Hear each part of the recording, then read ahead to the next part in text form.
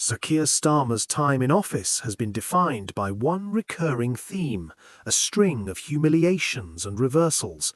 From watering down flagship bills to abandoning major tax plans, the government has repeatedly gone back on its word since winning the election in 2024. It seems the only thing consistent about this administration is its inconsistency.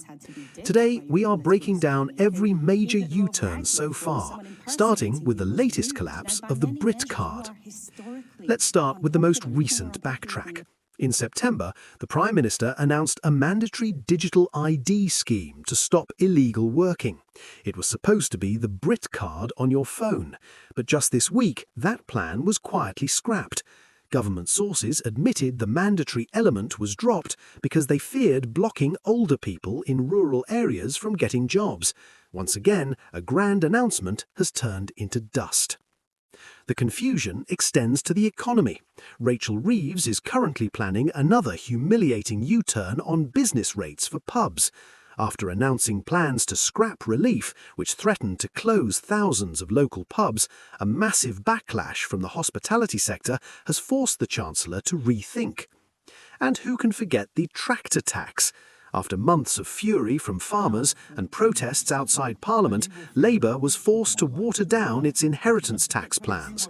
The threshold was hurriedly raised from £1 million to £2.5 million to stop a rural revolt. The U-turns aren't just about bad policy, they are about broken promises.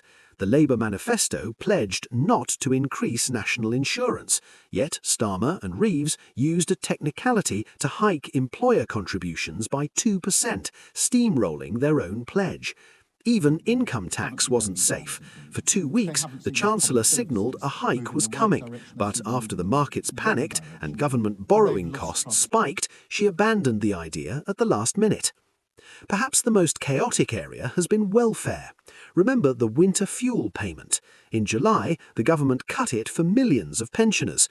After months of saying no U-turn, Starmer caved under pressure. Now 9 million pensioners will be eligible, up from just 1.5 million.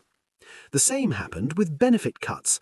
Just 90 minutes before a crucial vote in Parliament, ministers dropped their plans to restrict personal independence payments to avoid a defeat by their own MPs. Even the two-child benefit cap, which Starmer once ruthlessly enforced, has now been axed, a move that will cost the taxpayer £3 billion. Finally, on social issues, the Prime Minister has been equally indecisive. For months he refused calls for a national inquiry into grooming gangs, calling it unnecessary and far right. Then, in June, he